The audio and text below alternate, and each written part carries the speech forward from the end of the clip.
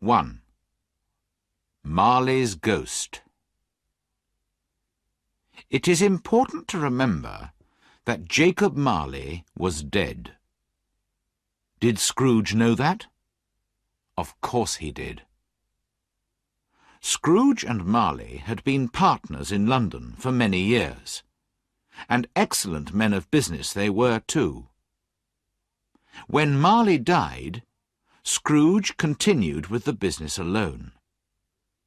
Both names still stood above the office door. Scrooge and Marley.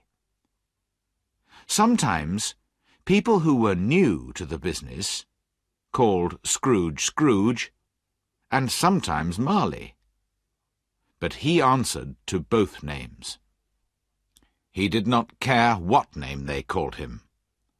The only thing that mattered to him was the business and making money. Oh, he was a hard, clever, mean old man, Scrooge was. There was nothing warm or open about him. He lived a secretive, lonely life, and took no interest in other people at all. The cold inside him made his eyes red, and his thin lips blue, and his voice high and cross. It put white frost on his old head, his eyebrows, and his chin. The frost in his heart made the air around him cold too. In the hottest days of summer, his office was as cold as ice, and it was just as cold in winter. Nobody ever stopped him in the street to say, with a happy smile, "My dear Scrooge, how are you? When will you come to see me?" No poor man asked him for money. No children asked him the time. No man or woman ever, in all his life, asked him the way. Animals, as well as people, were afraid of him. Dogs used to hide in doorways when they saw him coming. But what did Scrooge care? It was just what he wanted. He liked being on the edge of people's busy lives, while warning everyone to keep away from him. One Christmas Eve, old Scrooge was working busily in his office. It was cold, frosty, foggy weather. Outside, it was already dark, although it was only 3 o'clock in the afternoon, and there were candles in all the office windows. The fog covered everything, like a thick grey blanket.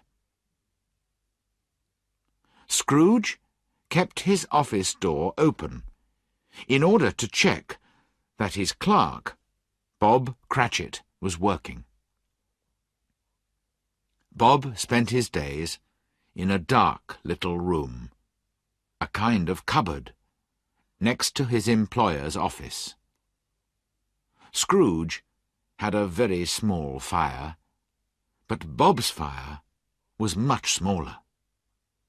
It was very cold in the cupboard, and Bob had to wear his long white scarf to try to keep warm. "Merry Christmas, Uncle! God bless you!" cried a happy voice. Scrooge's nephew had arrived. "Bah!" said Scrooge crossly. "Humbug!" "Christmas is humbug? Surely you don't mean that, Uncle," said his nephew. "I do," said Scrooge. "Why do you call it Merry Christmas? You're too poor to be merry." "Well," replied the nephew, smiling, "why are you so cross? You're too rich to be unhappy." "Of course I'm cross," answered the uncle. "When I live in a world full of stupid people like you. You say, Merry Christmas. But what is Christmas? Just a time when you spend too much, when you find yourself a year older and not an hour richer, when you have to pay your bills. Everyone who goes around saying Merry Christmas should have his tongue cut out. Yes, he should." "Uncle, please don't say that," said the nephew. "I've always thought of Christmas as a time to be helpful and kind to other people. It's the only time of the year when men and women open their hearts freely to each other. And so, Uncle, although I've never made any money from it, I think Christmas has been, and will be, a good time for me. And I say, God bless Christmas." Bob, in the cupboard, agreed loudly without thinking. He immediately realized his mistake and went quickly back to his work. But Scrooge had heard him. "If I hear another sound from you," said Scrooge, "you'll lose your job." "Don't be angry with him, Uncle," said the nephew. "Come and have dinner with us tomorrow." "Dinner with you? I'll see you dead first." "But why won't you come? Why?" "Because Christmas is humbug. Good afternoon." "I want nothing from you. I ask nothing of you. Why can't we be friends?" "Good afternoon," said Scrooge. "I am sorry, with all my heart, to find you like this. I have never wanted to argue with you, but I came to see you and invite you because it's Christmas. And so I'll say, a Merry Christmas, Uncle." "Good afternoon," said Scrooge. "And a Happy New Year." "Good afternoon," said Scrooge. His nephew left the room without an angry word, stopping only to wish Bob Cratchit a Merry Christmas. Then 2 other gentlemen came in. They were large, round, comfortable-looking men, with books and papers in their hands.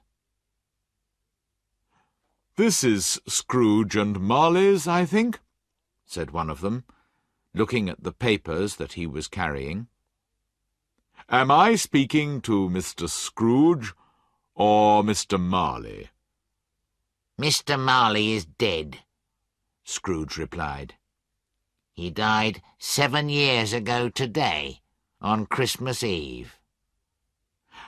"I'm sure that you are just as kind to the poor as your partner," said the gentleman, smiling. What was true was that Scrooge was just as mean as Marley, and Marley had been just as mean as Scrooge. "At this happy time of year, Mr. Scrooge," the gentleman went on, taking up his pen, "we should help poor people who have no food or clothes or homes." "Are there no prisons?" asked Scrooge coldly. "Plenty of prisons," said the gentleman. "And the workhouses, where poor people can live and work? Are they still open?" "Yes, they are, I'm sorry to say." "I'm happy to hear it," said Scrooge. "I thought, from what you said at first, that perhaps these useful places were closed for some reason."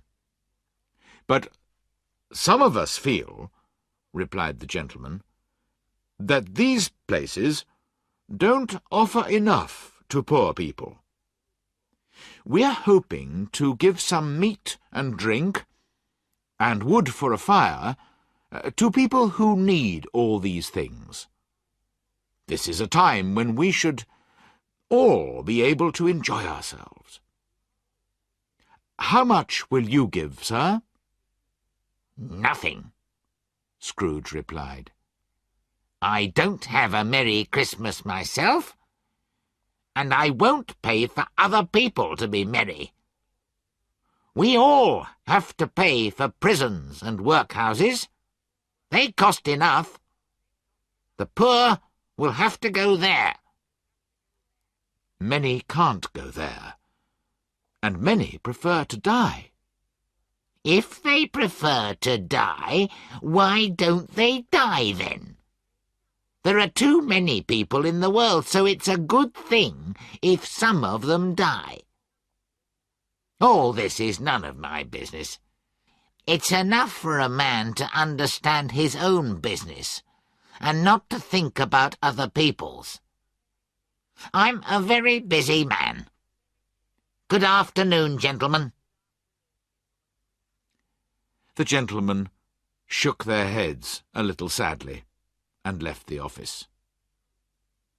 Scrooge went back to his work, feeling pleased with himself. Now the fog was at its thickest outside, and the cold was biting. Lights shone brightly from the shop windows. People were hurrying here and there, rich and poor alike, to buy what they needed for tomorrow's Christmas dinner. At last it was time to close the office. Scrooge got up slowly from his desk. Bob was waiting for this moment, and he immediately put on his hat. "You'll want a holiday all day tomorrow, I suppose," said Scrooge. "If you don't mind, sir." "I do mind. It's not fair. I have to pay you for a day's work when you don't do any work." "It's only once a year, sir," said Bob politely. "That's no reason for robbing me every 25th of December," said Scrooge, putting on his coat. "But I suppose you must have it. Be here early next morning." "Yes, sir, I will, I promise," Bob said happily. Scrooge walked out without another word. When Bob had closed the office, he ran home to his family in Camden Town as quickly as possible. Scrooge always used to eat his dinner alone, in the same miserable little eating-house. Tonight was no different from other nights. He read the newspapers, looked at his bank books, and went home to bed. He lived in rooms which had once belonged to his dead partner. They were in an old, dark building in a lonely side street, where no one except Scrooge lived. In the blackness of the night, through the fog and the frost, Scrooge had to feel his way along the street with his hands. He finally reached his front door and put the key in the lock. Suddenly, to his great surprise, he saw that the knocker was not a knocker any more, but had become the face of Jacob Marley. He had not thought of his partner for 7 years, until that afternoon, when he spoke Marley's name to his visitors. But there, in front of him, was Marley's face, white and ghostly, with terrible staring eyes. As Scrooge looked, it became a knocker again, he was afraid, but he did not show his fear. He turned the key, opened the door, and walked in. He did look around before he shut the door, and he did look behind the door to see if anyone was hiding there. But there was nothing there. He shut the door with a bang to show that he was not afraid. With his one candle, he went slowly up the stairs. It was impossible to see into all the dark corners. Darkness was cheap, and Scrooge liked it. But he remembered the face, so he walked through all his rooms, checking that everything was all right. Nobody under the table or the bed. Nobody behind the door. On the small fire in the bedroom, there was a pot of soup, and Scrooge's bowl was ready on the table. Nobody in any of the rooms. Sure that he was safe now, Scrooge shut and locked his bedroom door behind him. He sat down by the fire to eat his soup. The fireplace was an old one, with hundreds of pictures on the tiles around the fire. But Scrooge could only see Marley's face on every tile. "Humbug!" said Scrooge to the tiles, and walked across the room. When he sat down again, he noticed a bell on the other side of the room. As he looked, he saw, with great surprise and fear, that the bell was slowly beginning to move from side to side. Soon it was ringing loudly, and so was every bell in the house. Suddenly, they all stopped ringing at the same moment. And then came a strange noise from down below. It sounded like someone pulling heavy chains across the floor. Scrooge remembered hearing that ghosts in old houses sometimes pulled chains behind them. Then a door below opened with a crash, and the noise started coming up the stairs. It was coming towards his door. "It's humbug still!" cried Scrooge. But the colour left his face when, without stopping, it came straight through the heavy locked door and appeared in front of him. It was Marley's ghost.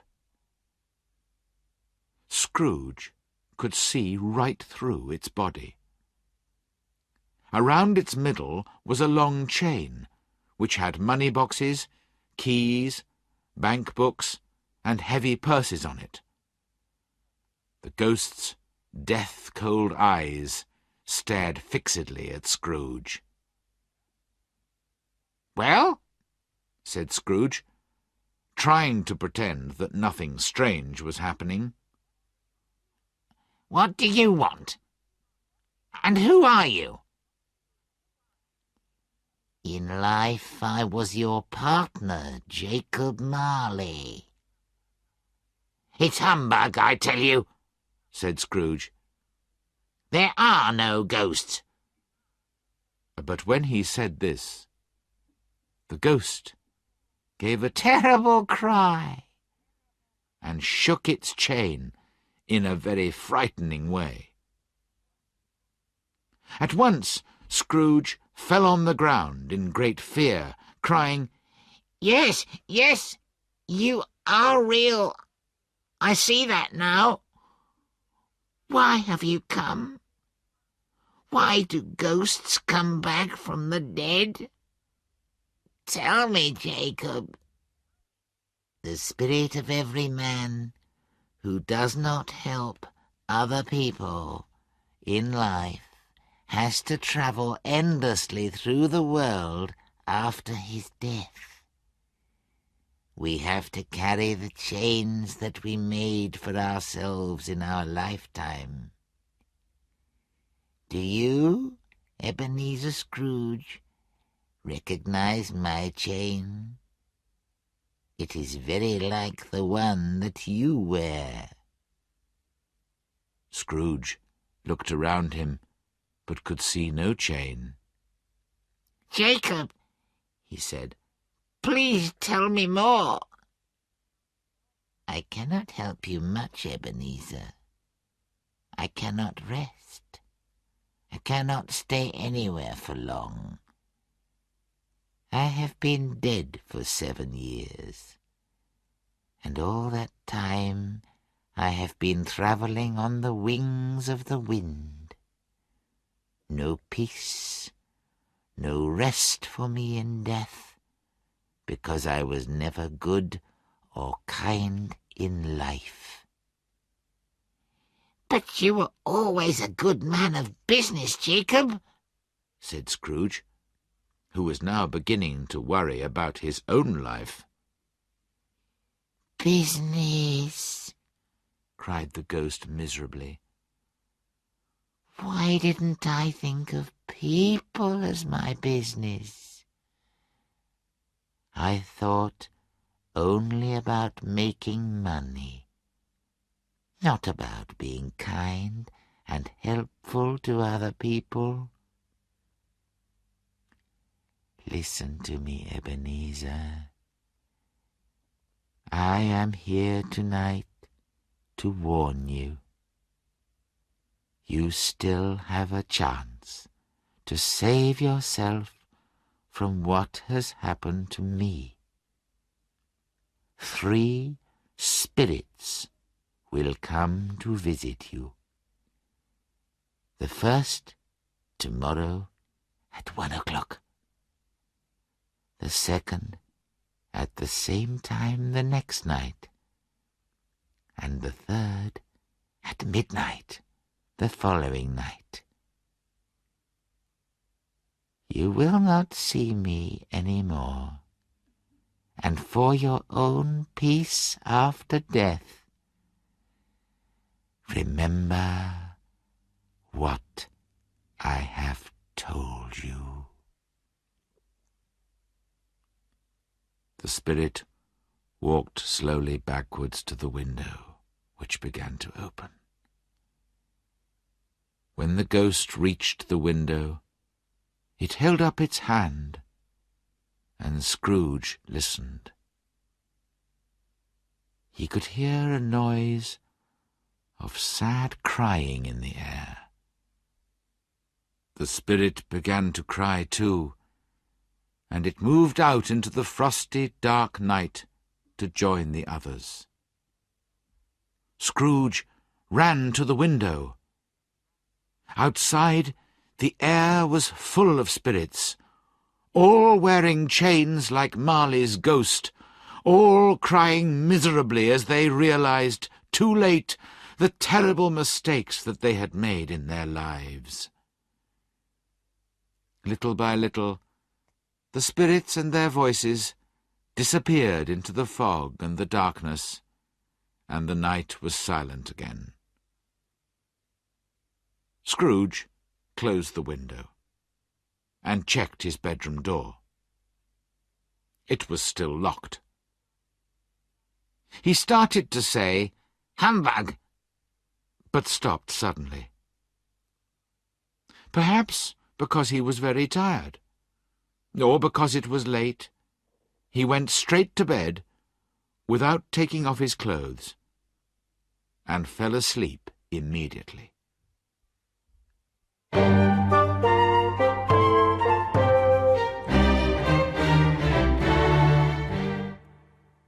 2. The first of the 3 spirits. When Scrooge woke up, it was very dark in the room. He heard the church clock start striking, and listened to see what the time was. to his great surprise, the heavy bell went on striking up to 12, then stopped. 12 o'clock? It was past 2 in the morning when he had gone to bed. The clock must be wrong. He looked at his watch. It said 12 o'clock too. Have I slept all day? Is it the next night already? Scrooge asked himself. Or has something happened to the sun? Perhaps it's midday, not midnight. But that's impossible. He climbed out of bed and felt his way to the window. But there was nobody outside in the dark, foggy streets, and he realized it must be night time. He went back to bed again, but could not sleep. He was worried because he could not understand what was happening. Was Marley's ghost a dream? He wondered. But it seemed very real. He lay awake until he heard the clock striking 1/4 to the hour. Suddenly he remembered. The ghost had warned him that a spirit would visit him at 1 o'clock. He decided to stay awake until 1 o'clock had passed.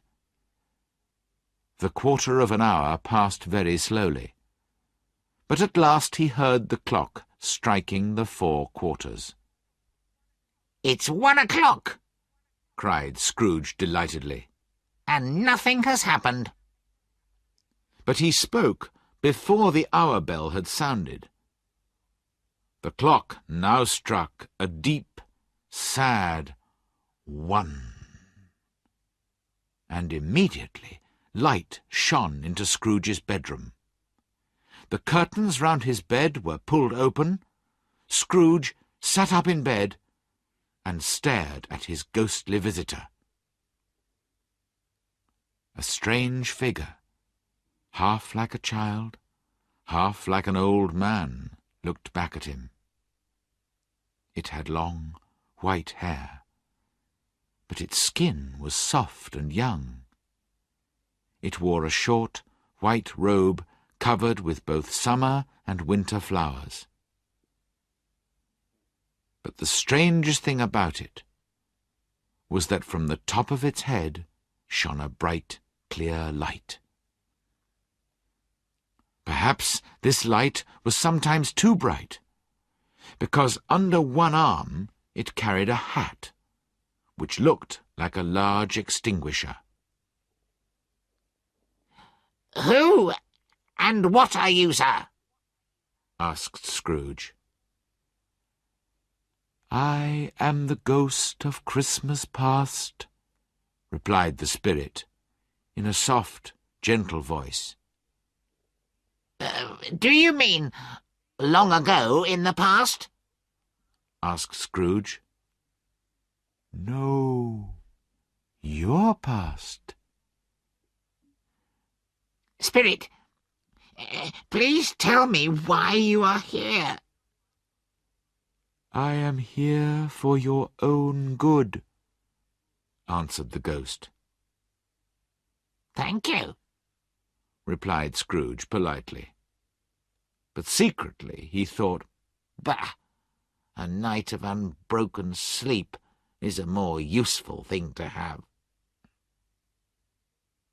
The spirit seemed to hear him thinking, and said at once, "I am here to help you change your life.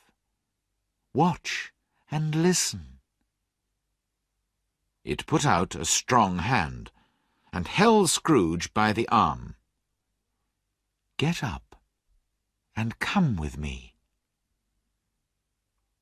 It was dark and cold outside. Scrooge did not want to go anywhere, and for a moment he thought about pretending to be too ill to go out. But he did not like to refuse, so he said nothing, and got out of bed. Together they passed through the wall of the house, out into the darkness. Suddenly, Scrooge realized they were standing on an open country road, with fields on each side. London, the fog, and the darkness had all disappeared, and it was a clear, cold winter day, with snow on the ground. "Good heavens!" cried Scrooge.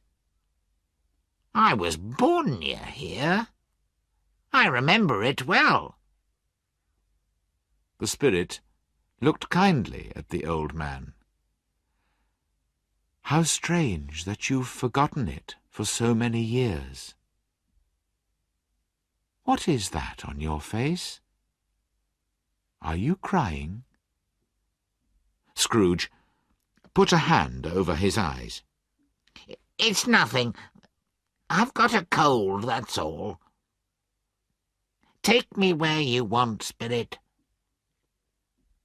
Scrooge recognized every field, post, and tree as they walked along the road towards a little market town.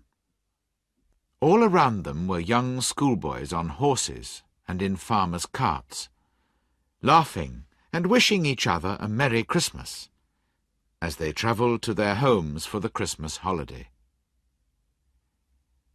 "They are only shadows from the past," said the spirit. "They cannot see us." Scrooge knew and named all of them. Why was he so delighted to see them? Why did his cold heart beat faster when they went past, shouting, "Merry Christmas"? What was Merry Christmas to Scrooge? What good had it ever done to him? "Not everyone has left the school," said the ghost. "There is one lonely child there still. One child whose friends have all gone." "I know," said Scrooge. And now he was crying openly. They turned into a smaller road, and soon came to the school. Inside, in the long, cold, silent classroom, a lonely boy sat reading near a small fire. When he saw his poor, forgotten past self, Scrooge sat down at one of the desks, put his head in his hands, and cried. "Poor boy. I wish... But it's too late now." "What's the matter?" asked the spirit. "There was a boy singing Christmas carols at my door yesterday. I'm sorry I didn't give him anything, that's all." The ghost smiled and lifted its hand, saying, "Let's see another past Christmas." The schoolroom became darker and dirtier. There was the young Scrooge again, a little older and bigger than before. He was not reading this time, but was walking up and down, looking very unhappy. The door opened, and a little girl, much younger than him, came running in. Putting her arms round his neck, she said lovingly to him, "I've come to bring you home, dear brother. Father is so much kinder than he used to be. The other day I asked him if you could come home, and he said yes. And we're going to spend Christmas together, and have the merriest time." She was laughing delightedly as she began to pull him towards the door. They went out happily together, hand in hand. "What a warm heart she had," said the ghost. "You're right," said Scrooge. I agree with you, Spirit." "She married, I understand," continued the ghost, "and had children, I think, before she died." "One child," answered Scrooge. "True," said the ghost. "Your nephew." Scrooge did not answer at once. "Yes," he said at last. Now the school had disappeared, and they were in the middle of a busy town, with shadowy crowds and carts all around them. Here it was Christmas time again, but it was evening, and there were lights in the shops and streets. The ghost stopped at an office door. "Do you know this place, Scrooge?" he asked. "Know it?" cried Scrooge. "Why, I was a clerk here." They went in, and when they saw a large, kind-looking old gentleman sitting at a high desk, Scrooge cried excitedly, "Good heavens! It's old Fezziwig! God bless him!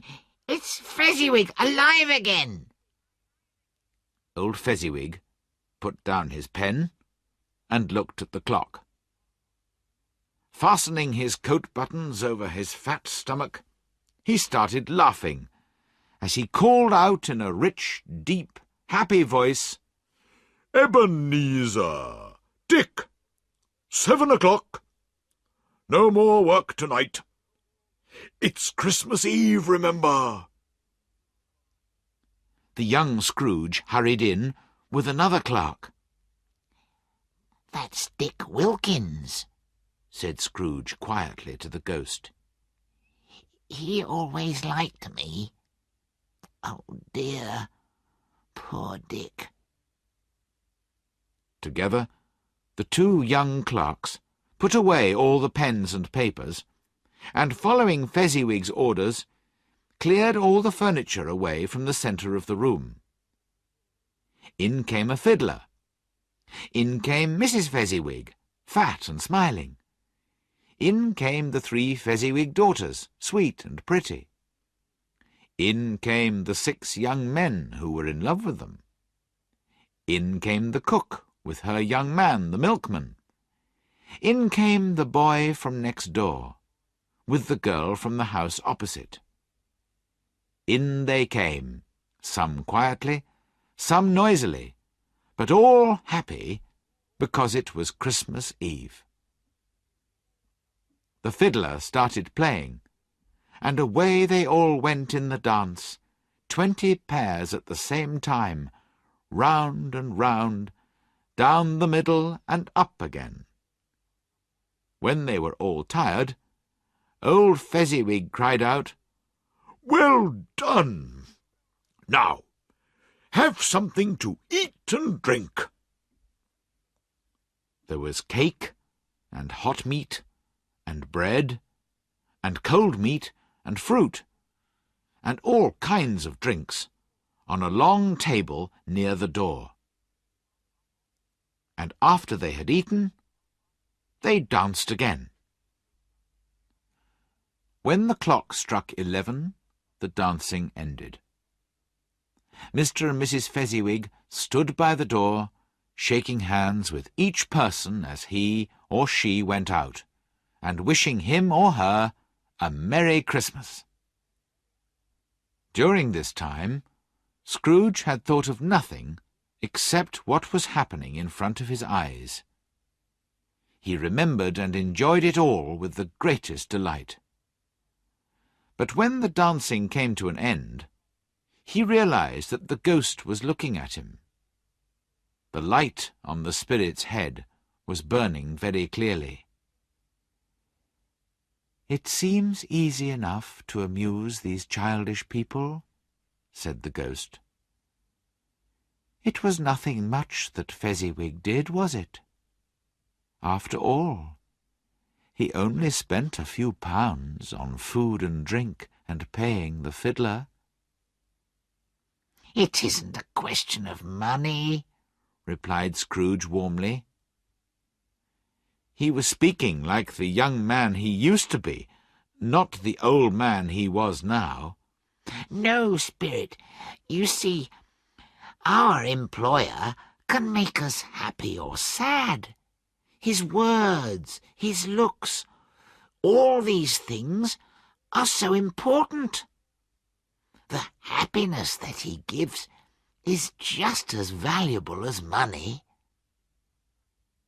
He suddenly stopped speaking when he felt the spirit watching him closely. "What's the matter?" asked the ghost. Nothing," said Scrooge. "Just that I'd like to be able to say a word or two to my clerk now." Now Scrooge could see himself again.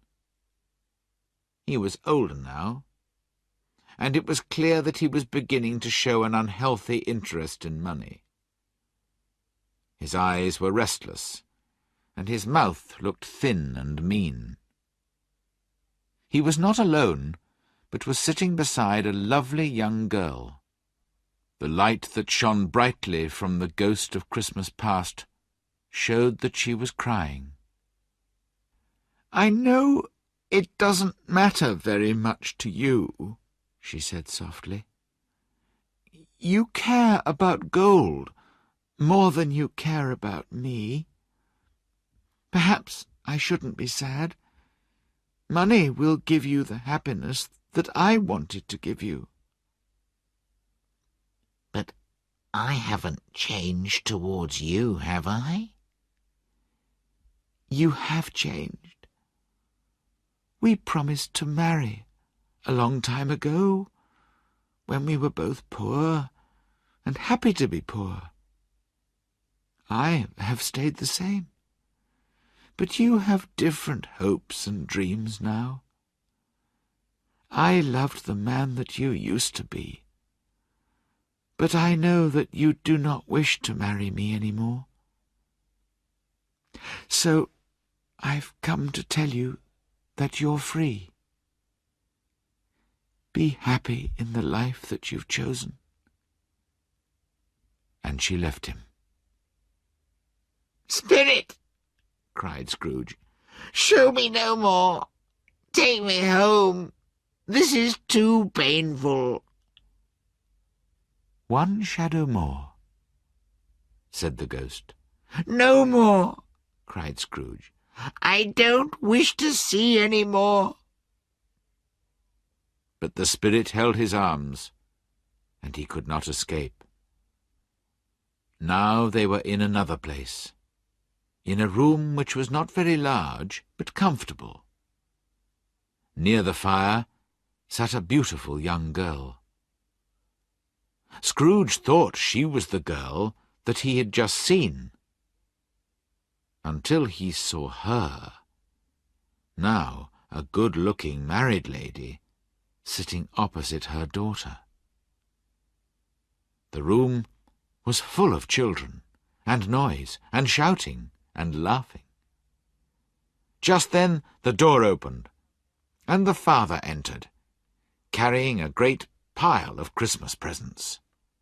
The noise became twice as loud, as the children received their presents with delight, and kissed their father gratefully. Finally, the younger ones went upstairs to bed, and Scrooge watched more sadly than ever as the father sat down with his loving daughter and her mother by the fire. "Belle," said the husband, turning to his wife with a smile, I saw an old friend of yours this afternoon. Guess who? Mr. Scrooge. He was sitting alone in his office. His partner is dying, and I don't think he has any other friends. Spirit, said Scrooge in a broken voice. take me away from this place. These are shadows of the things that happened in the past, said the ghost. You chose the life that you preferred, so why cry now? I can't watch any more. It's too awful. Leave me alone, Spirit. And Scrooge, noticing that the ghostly light was burning high and bright, suddenly took the extinguisher and pushed it down hard on the spirit's head. But although it covered the ghost's head and body, Scrooge could not hide the light, which continued to shine out strongly from underneath. Now Scrooge found himself back in his own bedroom again. Feeling very tired, he climbed into bed and at once fell into a deep, heavy sleep.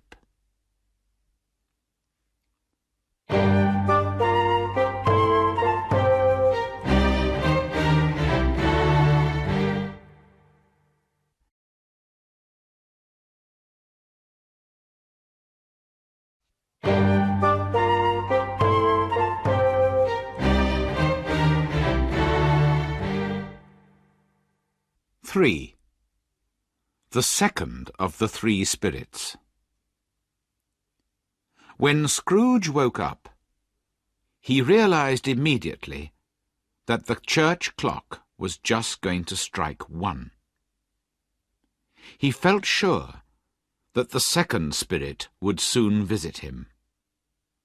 This time, he wanted to be ready.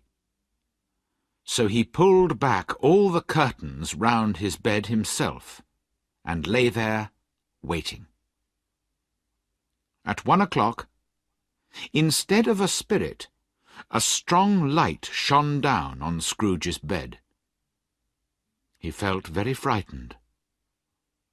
After a few minutes, he thought that perhaps the light was coming from the next room, so he got up and went to the door. When he touched it, a strange voice called his name and asked him to enter. He obeyed. Although he recognized it as his own room, it looked very different now. The walls were covered with bright green leaves, and there was a good fire burning in the fireplace. On the floor were big piles of the best Christmas food, wonderful, rich, dark cakes, warm, soft bread, colourful apples and oranges, plates of yellow butter, cooked chickens, boxes of chocolates and sugared sweets. Sitting beside all this was a large, smiling spirit, who called out cheerfully to Scrooge, come in, man! I am the ghost of Christmas present. Look at me." Since the first ghost's visit, Scrooge was no longer very sure of himself. So although the spirit's eyes were clear and kind, Scrooge was afraid to look straight into its face.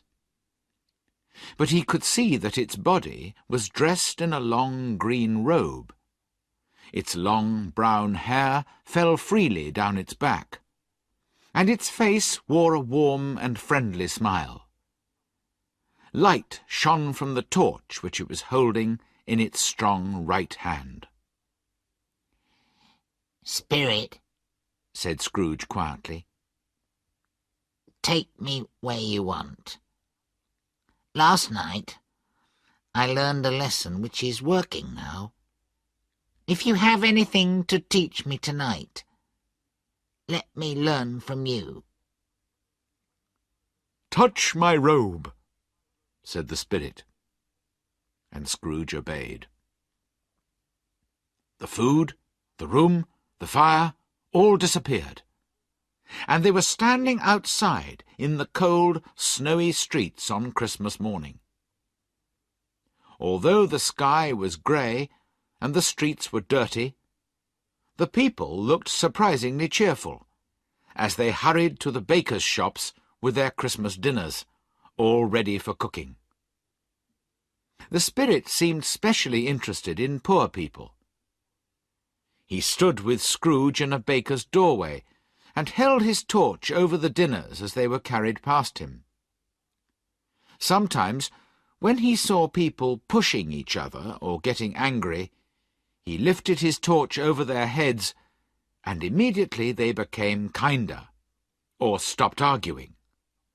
"Because it's Christmas," they told each other. What does your torch do, spirit? Asked Scrooge.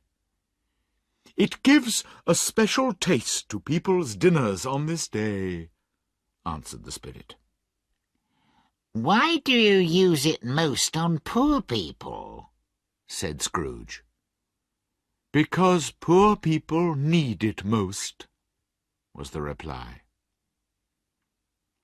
They went on through London, and came to the small house where Scrooge's clerk lived.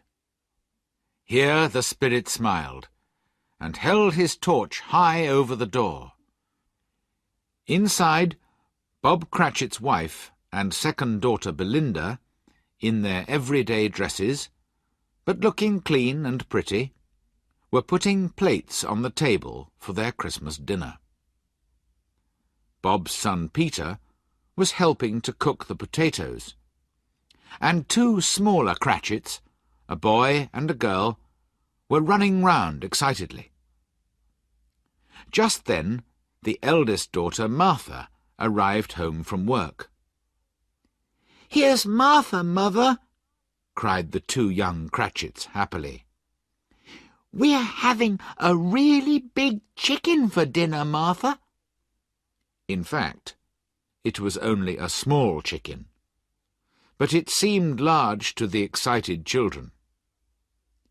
"My dear, how late you are," said Mrs. Cratchit, kissing her daughter several times.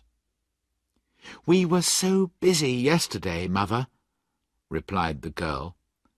"That's why we didn't finish until this morning." "Well, never mind, now that you're here. God bless you. Sit down by the fire, my dear." "No, no, Father's coming," cried the two young Cratchits. "Hide, Martha, hide." So Martha hid herself, and in came Bob, in his thin coat and long white scarf, with his son Tiny Tim in his arms. Poor Tiny Tim. He had not walked since he was born, and although he could pull himself and his thin little legs along with the help of a wooden crutch, he was not strong enough to travel far alone. "Why, where's Martha?" cried Bob, looking round. "Not coming," said Mrs. Cratchit. "Not coming?" repeated Bob, his cheerful smile disappearing. "Not coming on Christmas Day?" But Martha didn't like to worry her father for a minute, so she ran out from behind the door and kissed him, while the two young Cratchits showed Tiny Tim the chicken, now ready to eat. Scrooge and the spirit watched as the family sat down to eat. It was a poor enough meal, but to them it seemed wonderful, and they ate every bit of it. "It's the best chicken I've ever tasted," said Bob, smiling round at his family, who, with their mouths full, all agreed. And then, the most exciting moment of the day. Belinda, put a clean plate in front of each person, and they all turned to look at Mrs. Cratchit as she came in from the kitchen. Her face was hot from her morning's work, but she was smiling happily as she carried in the Christmas pudding in its little circle of blue fire. Oh, it was a wonderful pudding. They were all delighted with it. "It's your greatest success in all the years that we've been married, my dear," said Bob. "Well, I did wonder how much fruit to put in it," said his wife. "But yes, it's a good one." And she laughed, just like a young girl. Nobody said that it was a very small pudding for a large family. Nobody even thought it. No Cratchit ever said or thought things like that. At last, when they had finished their meal, the children cleared the table and washed the plates. Then they all sat round the fire, eating apples and oranges. There was a large bowl of fruit and sugar and hot water, and something a little stronger. But only 3 people could drink at the same time, because the family only owned 2 glasses and a cup. But this did not worry the Cratchits at all. Now Bob lifted his glass and said, "A Merry Christmas to us all, my dears. God bless us." The family repeated his wish, and Tiny Tim said, last of all, "God bless us, everyone." He sat very close to his father, on a small chair. Bob held his son's thin little hand in his own. The boy had a special place in his father's heart. "Spirit," said Scrooge, with an interest that he had never felt before, "tell me if Tiny Tim will live." "In the future, I see an empty chair by the fire, with a crutch beside it. If these shadows do not change, the child will die." "No, no," said Scrooge. "Oh, no, kind spirit. Say that he will live." "If his life does not change soon, he will die before next Christmas. What does that matter? There are too many people in the world, so it's a good thing if some of them die." Scrooge was ashamed and sad to hear his own words spoken by the spirit. But he lifted his head when he heard his name. "Mr. Scrooge," said Bob, "let's drink to Mr. Scrooge, whose money has paid for this meal." "His money?" said Mrs. Cratchit angrily. "What can we buy with his 15 shillings a week? Why should we drink to the health of a hateful, hard, unfeeling, mean old man like Scrooge?" "My dear," said Bob gently, "remember, it's Christmas." "Well, Bob, I'll drink to his health only because of you, and because it's Christmas. Long life to Mr. Scrooge. A Merry Christmas and a Happy New Year to him. He'll be very merry and very happy, I'm sure." When the children heard Scrooge's name, a dark shadow came over their happiness for a while, and they were quiet and a little sad. But 5 minutes later they were talking and laughing and telling stories, 10 times merrier than before. They were not a good-looking or a well-dressed family, but they were happy and grateful and loved each other. As they disappeared in the light of the spirit's torch, Scrooge could not take his eyes off them, especially Tiny Tim. By this time it was getting dark and snowing heavily. The spirit took Scrooge into many houses where fires were burning cheerfully and food was cooking, and people were merrily welcoming their friends and families into their homes. The ghost was delighted to see all this excitement, and made sure that he lifted his torch over every poor family to give them more fun and better food and greater happiness. Then the spirit took Scrooge away from the busy capital to a wild, lonely place in the country, where no trees grew. Here they visited a small stone house, a long way from any town or village, where an old man and woman were singing Christmas carols with their children and grandchildren. The spirit did not stay long here, but told Scrooge to hold his robe again. "Where are we going? Not up in the air, surely?" And Scrooge, terribly frightened, looked down as they flew over the land and then over the sea. It was stormy, windy weather, and the waves crashed violently underneath them. The spirit took Scrooge to a lighthouse built on a lonely rock several miles from land. A light was kept burning at the top, in order to warn sailors to keep away from the dangerous rocks.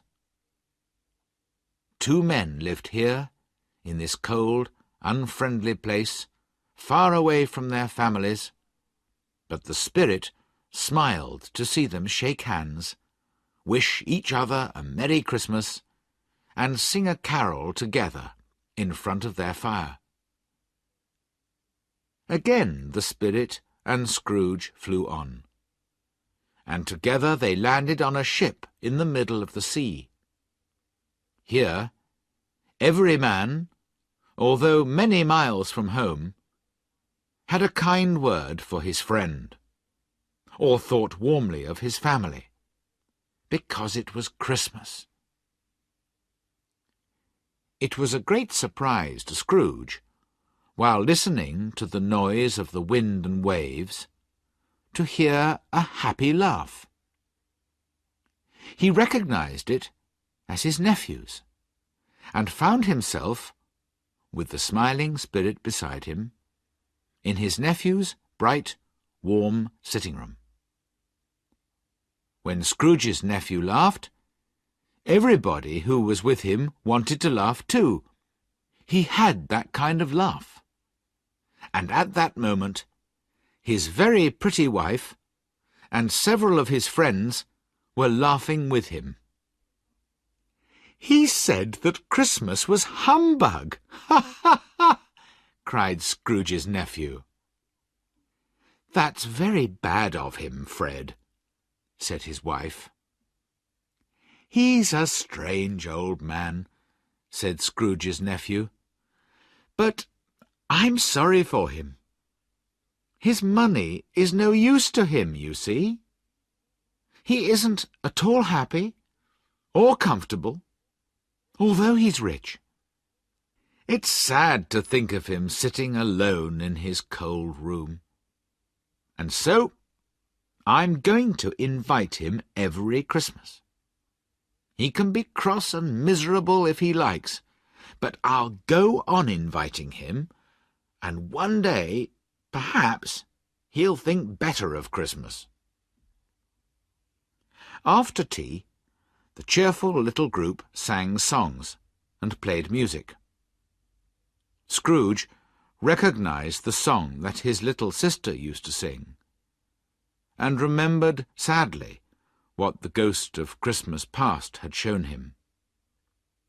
Later, the friends played guessing games, and Scrooge joined in the games with delight. Nobody except the spirit could hear him, but he often guessed the right answer. "It's time to go now," said the ghost, smiling at the old man's childish excitement. "No, Spirit, please. Let me stay a little longer. Look, they're playing a new game."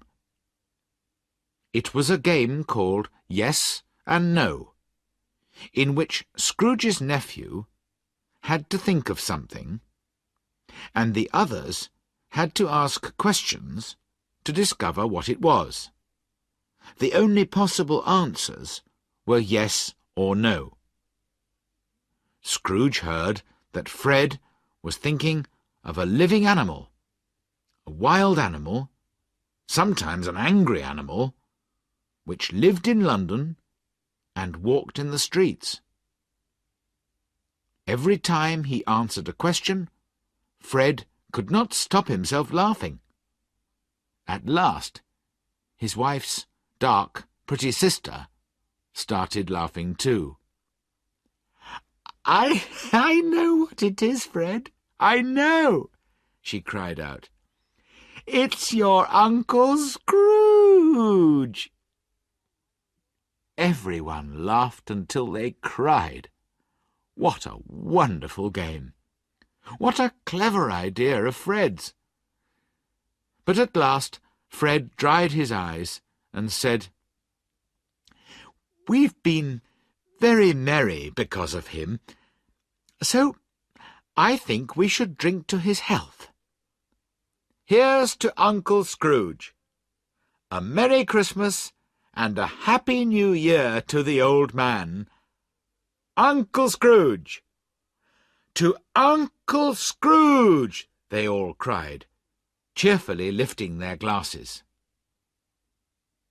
Uncle Scrooge wanted to thank them, but the spirit hurried him away. The ghost seemed much older now. His brown hair had become grey. "Are spirits' lives so short?" asked Scrooge. "My life in this world ends at midnight tonight. And listen, it's 1:15 now." The church clock was striking the 3/4. "Excuse me for asking, Spirit," said Scrooge, "but what are those strange things near your foot?" "Oh, man, look here," said the spirit sadly, and brought out from under his robe 2 ghostly figures, a boy and a girl. They were thin and poorly dressed, with cold, mean eyes and dry yellow skin, and their faces showed only a frightening and murderous hate. Scrooge had never seen anything so terrible or so sad. "These miserable children are man's," said the spirit. "The boy is crime, the girl is need. They will destroy man if nothing is done about them." "Can't anyone help them?" cried Scrooge. "Are there no prisons?" said the spirit, turning on Scrooge for the last time with his own words. "Are there no workhouses?" The clock struck 12. Scrooge looked, but could no longer see the ghost or the children. He was alone again.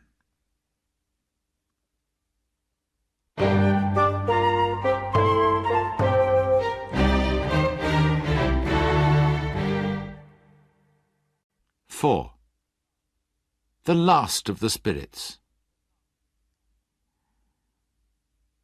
"The third spirit will come at midnight," Scrooge suddenly remembered the words of Jacob Marley's ghost, and lifting his eyes, saw a spirit, all in black, coming slowly towards him. It was a tall, silent figure, wearing a long black robe which hid its head and body. When it came close to him, it stopped and pointed onwards with one hand. Scrooge was more afraid of this spirit than he had been of the others, and his voice was shaking as he asked, "Are you the spirit of Christmas yet to come?" The ghost neither spoke nor moved, but still pointed onwards. "Are you going to show me shadows of the things which haven't happened yet, but will happen in the future?" Scrooge asked. There was no answer. "Ghost of the future," he continued, "you frighten me very much, but I think you can help me to change my life. I'll be very grateful to you if you show me the future. Won't you speak to me?" Again, no reply. "Well, show me the way, spirit," said Scrooge finally. "The night is passing, and time is valuable to me, I know." The ghost moved away, with Scrooge following in its shadow. Suddenly, they were in the heart of the capital, among the businessmen and moneylenders. The ghost pointed to one small group of men, so Scrooge went closer to listen to their conversation. "No, I don't know much about it," said one fat man. "I only know he's dead." "When did he die?" asked another man. "Last night, I think." "Why, what was the matter with him?" asked a third. "I've no idea," replied the fat man, looking bored. "Who cares?" "What's he done with his money?" asked a red-faced gentleman. "I haven't heard," said the fat man. "He hasn't left it to me, that's all I know." They all laughed at this. Scrooge knew the men, and looked towards the spirit, hoping it would explain what the conversation meant.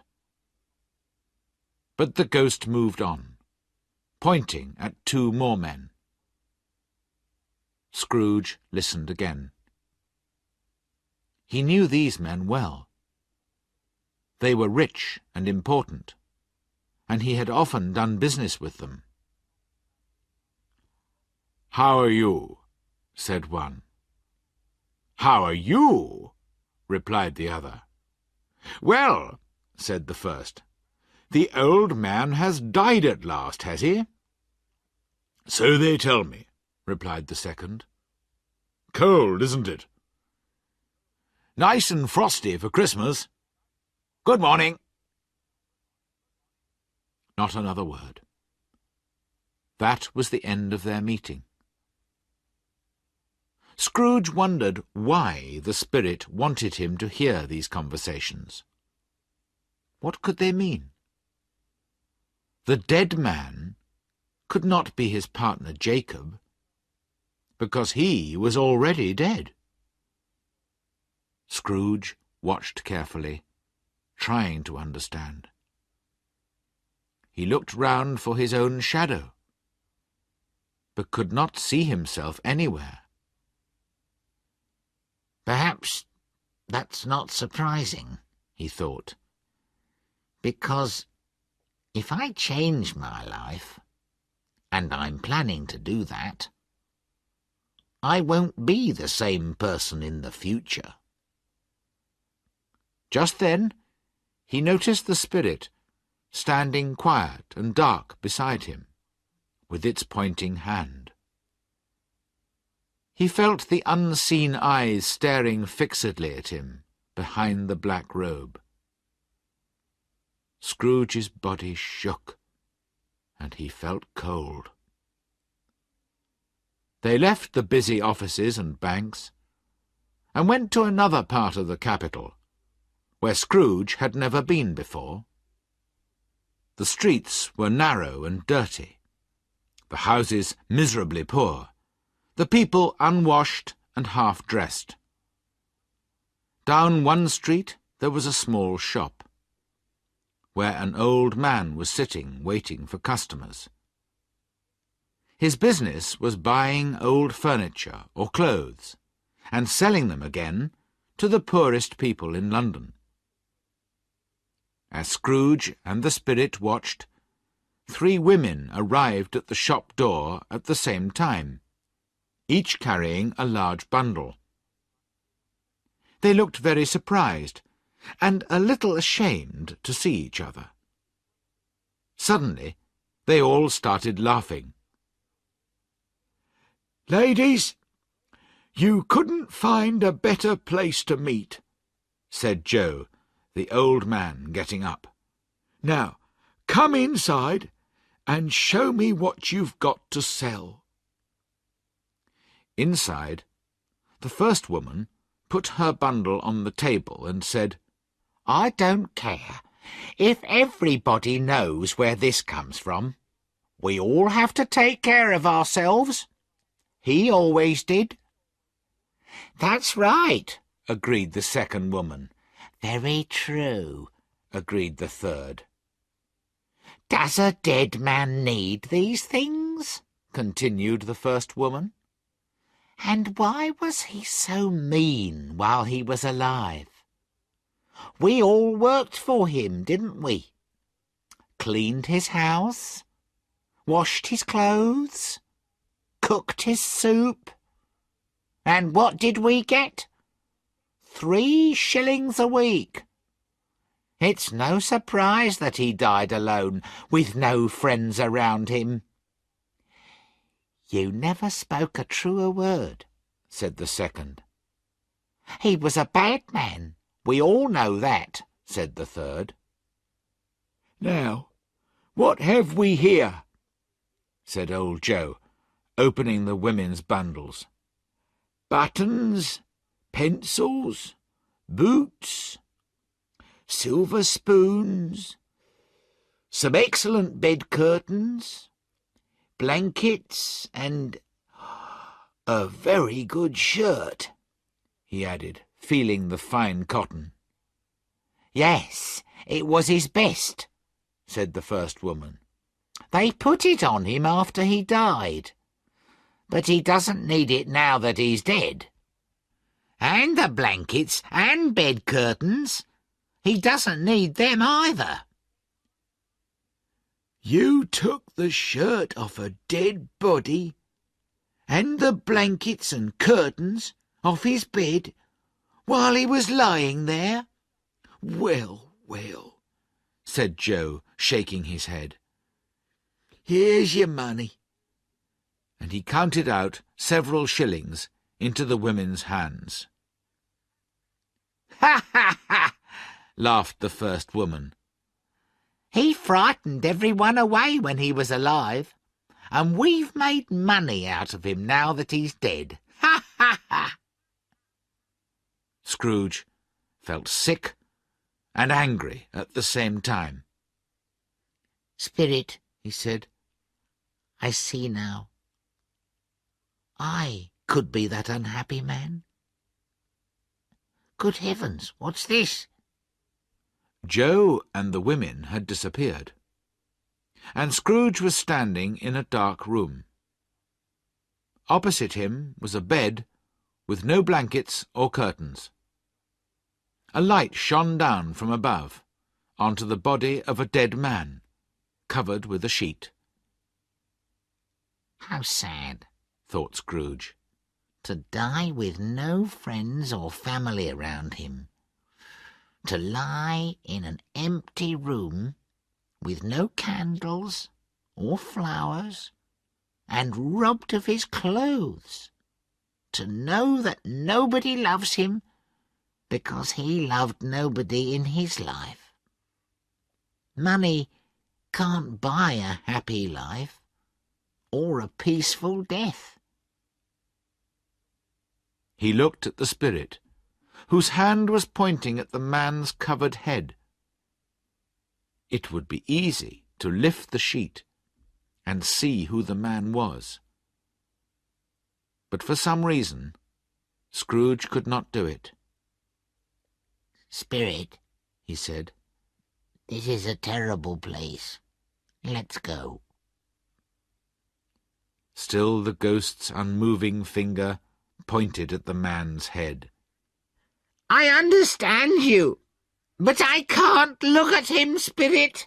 I can't," said Scrooge wildly.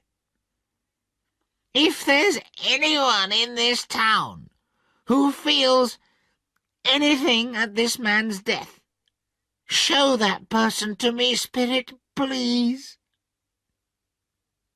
For a moment, the spirit lifted its dark robe like a wing, and showed Scrooge a room where a mother and her children were sitting. The young woman kept looking at the clock, and when her husband arrived, she hurried to meet him. What is the news?" she asked him worriedly. "Is it good or bad?" "There is still hope, Caroline," he replied. "How can there be hope? If that hard, mean old man wants us to pay back the money now, they'll send us to prison. We haven't got enough to pay him." "He is dead, Caroline," answered her husband. "Thank God for that!" cried the young woman from her heart. The next moment she realized what she had said. "Oh, I didn't mean that. I'm sorry if anyone dies." "Perhaps the person who inherits his business will give us more time to pay the money back. And we'll have the money by then. Tonight we can sleep well, Caroline." "So, Spirit," said Scrooge in a broken voice, "you can show me only happiness at this man's death. It frightens me, Spirit. Show me, please, that there can be sadness at a death." The ghost took him silently through the streets to poor Bob Cratchit's house. The room seemed strangely quiet. The mother and her daughters were making a small white cotton shirt together, while the usually noisy young Cratchits sat silently in a corner, and Peter was reading a book. Mrs. Cratchit put her work down on the table and covered her face with her hand. "The colour hurts my eyes," she said. The colour? Ah, poor Tiny Tim. "They're a little better now," she went on. "It's difficult to work by candlelight, and I don't want to show red eyes to your father when he comes home." "He's a bit late," said Peter, "but I think he's walked more slowly these last few days, Mother." They were very quiet again. At last she said bravely, "I've known him walk with Tiny Tim in his arms, very fast indeed." "So have I," cried Peter. "Often." But he was very light to carry, and your father loved him so much. And there's your father at the door now." She got up quickly to kiss Bob as he came in. He looked tired and thin, and needed his long scarf, poor man. Martha took his boots and scarf off, and Belinda brought him his tea, and the little Cratchits sat close to him. He was very cheerful with all of them, and was pleased with the little shirt that his wife and daughters were making. "It'll be ready long before Sunday, won't it?" he said. "Sunday? You went there today, then, Bob?" asked his wife. "Yes, my dear." "You'd love to see it. It's a beautiful green place." "But you'll see it often." I promised him that we would go there every Sunday. "My little child," cried Bob, hiding his face in his hands. He had loved the boy very much. He went upstairs to the quiet bedroom, where the child lay. Poor Bob sat down beside him, and when he felt calmer, he kissed the little face, and went downstairs again, almost happy. "My dears," he said to his children, "one of these days, some of you will marry and leave home. In a few years' time, perhaps all of you will. But I'm sure none of us will ever forget Tiny Tim, will we?" "Never, Father!" they all cried. "And I know," said Bob, "that when we remember how patient and gentle he was, although he was only a little child, we won't argue among ourselves. We'll remember poor Tiny Tim and love each other." "We will, Father!" they all cried again. "I am very happy," said Bob. "I am very happy." Mrs. Cratchit kissed him. His daughters kissed him. The two young Cratchits kissed him, and he and Peter shook hands. "Tiny Tim, your goodness lives on in your family." "Spirit," said Scrooge, "I know that you will leave me soon. Tell me who that dead man on the bed was." No answer came in words, but the ghost of Christmas yet to come took Scrooge through the streets of London again. "Wait a moment," said Scrooge. "We're passing my office. Let me see how I shall look in the future." The spirit stopped. Its hand was pointing away from the office, but Scrooge hurried up to the window and looked in. It was an office still, but not his. The furniture was not the same, and the figure in the chair was not himself. The ghost continued to point onwards, and Scrooge followed. They reached a church, and entered the churchyard. Here, among the untidy graves and the uncut grass, lay the miserable man whose name Scrooge would soon learn. It was a lonely place, most suitable for a man so unloved. The spirit stood and pointed down at one of the graves. Scrooge was strangely afraid. "Before I look more closely at that gravestone," he said, "answer me one question. Are these the shadows of the things that will be?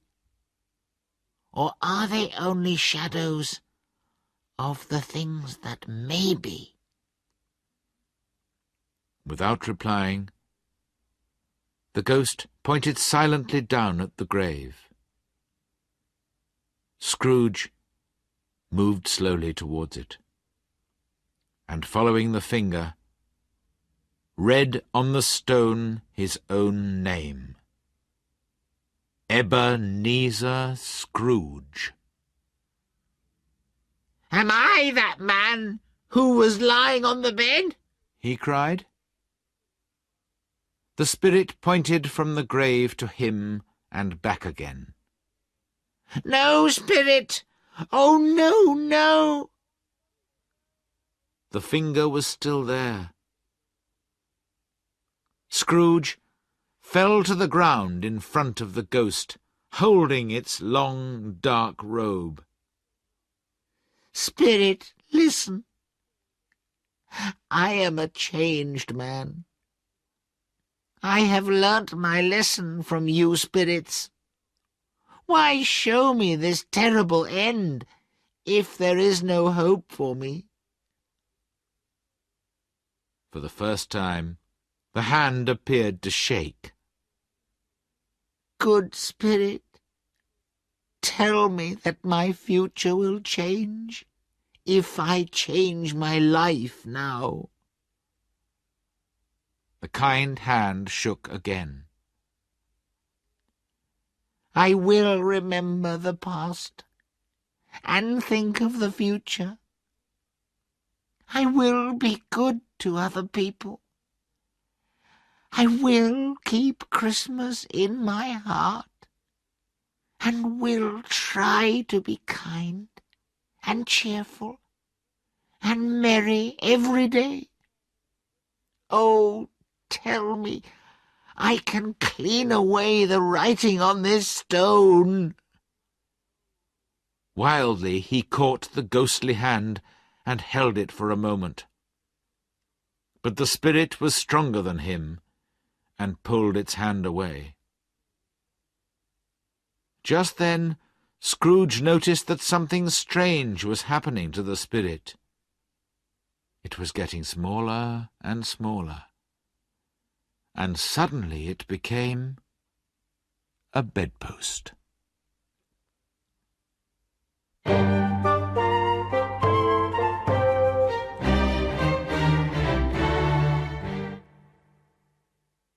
"5. The end of the story." Yes! And the bedpost was his own. The bed was his own. The room was his own. Best and happiest of all, the future was his own, to change his life in. "I will remember the past and think of the future," repeated Scrooge as he jumped out of bed. "God bless you, Jacob Marley, and God bless Christmas." In his excitement, he found it difficult to speak. His face was still wet from crying. "Here are my bed curtains," he cried delightedly. "They aren't stolen, and I'm alive. Those were only shadows of things that may be. The future will be different. I know it will."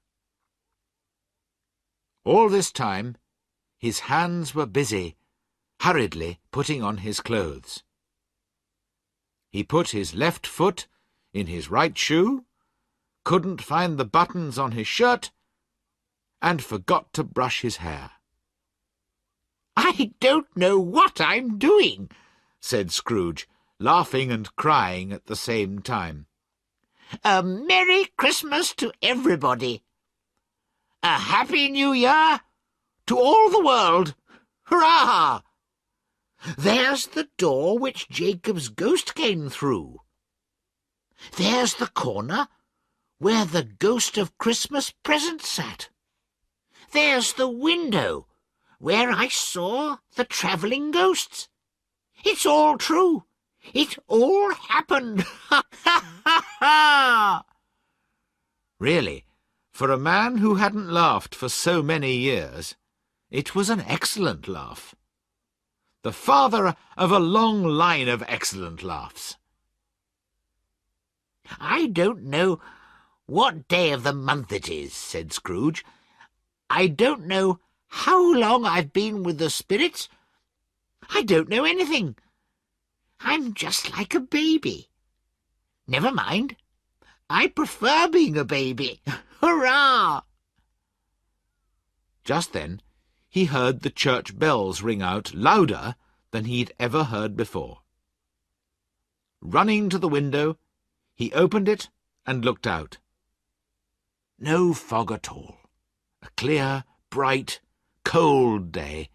Golden sunlight, blue sky, sweet clean air, merry bells. Oh, wonderful, wonderful. What's today? He cried, calling down to a boy in the street. Today? Replied the boy in great surprise. Why, it's Christmas Day. So I haven't missed it, thought Scrooge. The spirits have done it all in one night. He called down to the boy again. Hello, young man. Do you know the meat shop at the corner of the next street? Of course I do, replied the boy. What an intelligent boy, said Scrooge. Do you know if they've sold the big turkey that was in the shop window yesterday? What, the one as big as me? Asked the boy. What a delightful boy, said Scrooge. It's wonderful talking to him. Yes, that's the one. It's still there in the window, said the boy. Is it? Said Scrooge. Well, go and buy it. You don't mean it, cried the boy. I do, I do. I'm serious. Go and buy it, and tell the man to bring it back here. Come back with the man, and I'll give you a shilling. Come back in less than 5 minutes, and I'll give you 3 shillings. The boy went off like a bullet from a gun. I'll send the turkey to Bob Cratchit's, laughed Scrooge. He'll never know who sent it. It's twice as big as Tiny Tim. Ha, ha, ha, ha. He went on laughing as he wrote Bob's address, gave it to the man with the turkey, and paid for a taxi because the turkey was much too heavy to carry all the way to Camden Town. Now he finished dressing, and went out into the streets wearing his best clothes. The town was full of happy, busy people, and Scrooge smiled at all of them. 3 or 4 men said cheerfully to him, "Good morning, sir, and a Merry Christmas to you." Scrooge thought these were the best sounds that he had ever heard. As he was walking, he suddenly noticed one of the comfortable-looking gentlemen who had come to his office to ask for money for the poor. Scrooge went straight up to him, took the old gentleman by both hands, and said, My dear sir, how are you? A Merry Christmas to you, sir. "Mr. Scrooge?" asked the gentleman, surprised. Yes, that's my name. I'm very sorry for what I said to you when you visited me yesterday. Will you please—" And he spoke very quietly in the gentleman's ear. Good heavens! cried the gentleman. "My dear Mr. Scrooge, are you serious?" I am. Not a shilling less. I must tell you, I haven't given anything to anyone for years. "My dear sir," said the gentleman, shaking hands with him, "I don't know how to thank you for—" "Don't say anything, please," replied Scrooge. "Will you come and see me tomorrow about it?" "I will," cried the old gentleman happily. "Thank you, and God bless you," said Scrooge. He went to church, and watched the people, and gave children money for sweets, and discovered that he had never been so happy in his life. In the afternoon he went to his nephew's house. He passed the door several times before he was brave enough to knock. But at last he did it, and was taken into the sitting-room, where Fred and his pretty wife were waiting for their friends to arrive for dinner. "Fred," said Scrooge, "it's your Uncle Scrooge. I've come to dinner. Will you let me stay, Fred?" Let him stay? Fred almost shook his uncle's arm off. Scrooge felt at home in 5 minutes. Nothing could be merrier. And what a wonderful dinner they had! Wonderful party, wonderful games, wonderful happiness. But he was early at the office next morning. Oh, he was there early. He wanted to catch Bob Cratchit arriving late. And he did. The clock struck 9.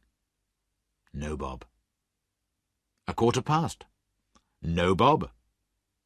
He was 18½ minutes late when he finally hurried in. Scrooge was sitting with his office door open. "Hello," said Scrooge in his old, hard voice. "What do you mean by coming here so late?" "I'm very sorry, sir," said Bob. "I am late. It's only once a year.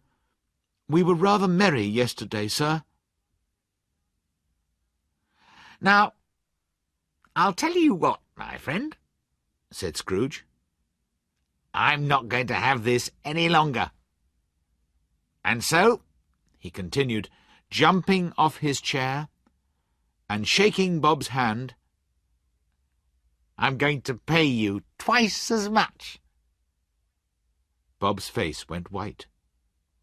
For a second or two, he thought that Scrooge had gone crazy. "A Merry Christmas, Bob," said Scrooge, and it was clear that he meant it. "A merrier Christmas, Bob, than I've given you for a long time. I'm going to pay you well and help you with your family. And we'll discuss it all this afternoon over a Christmas drink, Bob. Put more wood on the fire at once, Bob Cratchit, and let's be comfortable." Scrooge did everything that he had promised, and more. To Tiny Tim, who did not die, he became a second father. He became as good a friend, employer, and man as anyone in London or in the world. Some people laughed to see the change in him, but he did not care. His own heart laughed inside him, and that was good enough for him.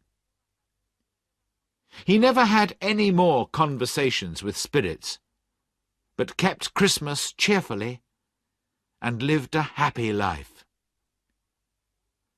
That is what all of us want. And so, as Tiny Tim said, God bless us, everyone.